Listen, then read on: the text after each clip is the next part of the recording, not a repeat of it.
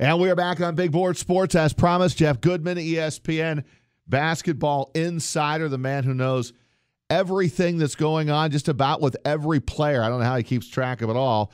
And he also keeping track on what's going on with the coaching carousel. And now we have that here again at Siena after Jimmy Patsos is now officially out after 5 years. It's on to the next coach. Whom is that going to be?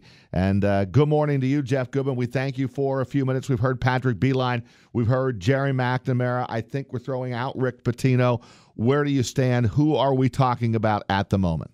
Yeah, it's a little more open than I thought and most people thought a week or so ago. And now I think they're looking at multiple candidates, and Patrick Beilein being one of them, Jerry McNamara being one of them. There'll be other guys mentioned as well. But I think they're casting a wider net than we thought at that point in time. So it's going to be interesting to see where they go. But certainly it looks like they're going with a younger, up-and-coming head coach. Those are certainly the names that have kind of come to the forefront so far. Jeff, let's talk about the timetable here. I mean, I know it seems like it's fairly wide open at the moment, but how quickly do they have to narrow the gap? I mean, Jimmy Patsos, while they were doing the investigation, had no contact with this team. So this team, as it is right now, has been idle. We've got players that have been recruited that are they want to come here. They say they're coming here, but now there's no coach. So what kind of time frame are we talking about here in terms of Siena and when they'll make a decision? No, you got to get the right guy. You don't rush this at all, especially being a mid-major. You know, I think if you're a high major, you might feel a little bit more pressure, but you're not competing against anybody else right now. All the candidates, there's no other jobs open of note that Siena's competing against. And frankly, I know the April recruiting period starts here, but most of the mid-majors aren't getting players in April anyway.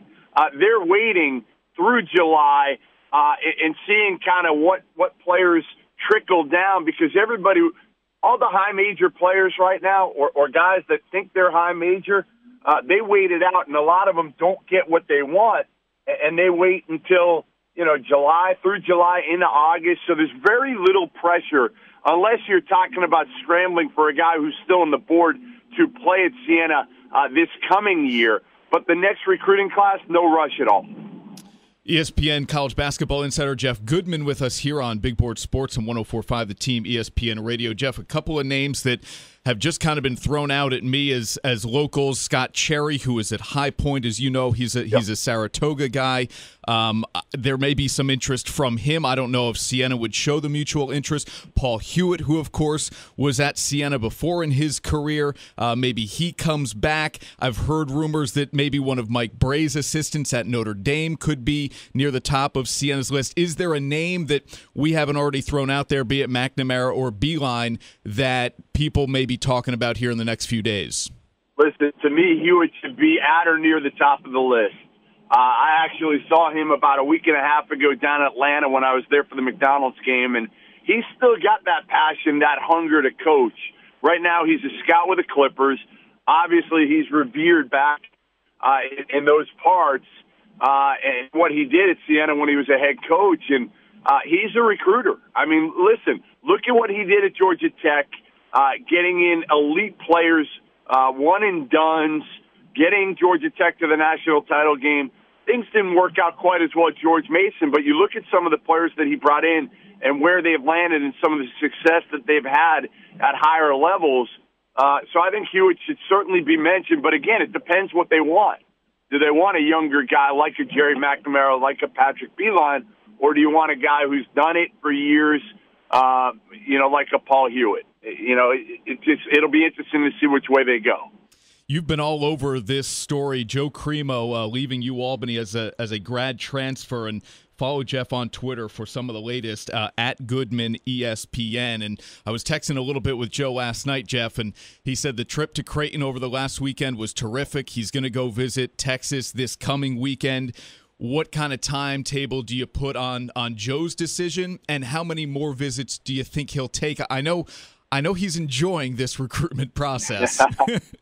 Well, why wouldn't he, right? I mean, all these kids that end up not being recruited at the highest level, and then they're grad transfers, and everybody's after them. And the only thing I told Joe was just kind of be careful.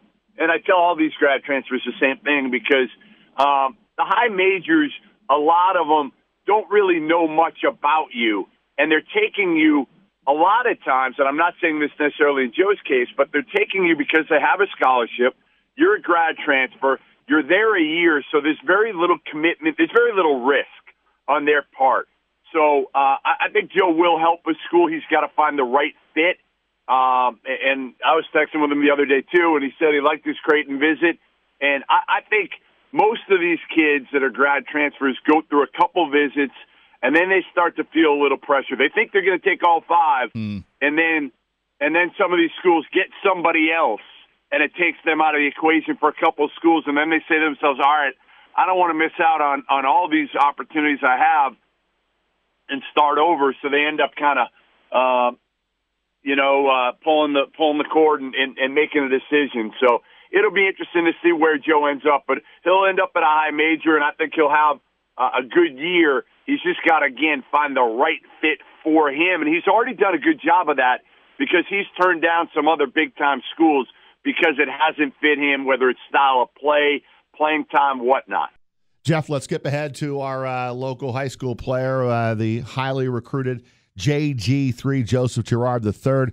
The latest is Villanova in town. Yes, they did not offer yesterday because I think they're going to wait until Jay Wright meets face-to-face. So no offer was made, but they were in Glens Falls talking to Joseph Girard III. Syracuse actually went face-to-face. Jim Boeheim, Jerry McNamara on Sunday. And I think he's got this thing at least narrowed down to 4 schools, and Michigan being one of them. And he talked to Mike Krzyzewski for an hour last week, so Duke is still very much involved. Where do you see the sweepstakes landing in terms of Joseph Girard III? You know, it's funny. So I was at a game, the UMass Georgia game earlier this year. It must have been December maybe that I was there in Amherst, and Joe Girard was there.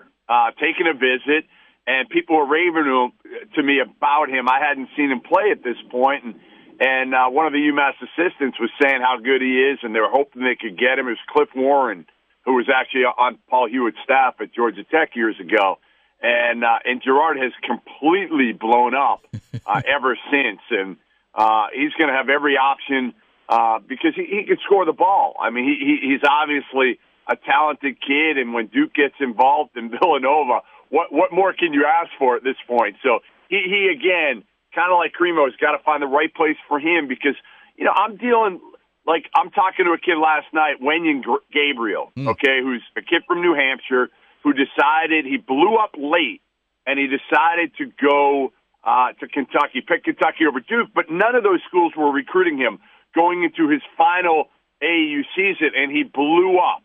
Absolutely blew up, went from like a top 100 kid to a top 25 kid, and now isn't really having the career that he wanted at Kentucky, may declare for the draft, may end up leaving. But it's all about the right spot for you as a player. What fits you, again, what fits your game, where can you get on the court, where can you learn from your mistakes. So I think that's going to be especially critical for somebody like Joe.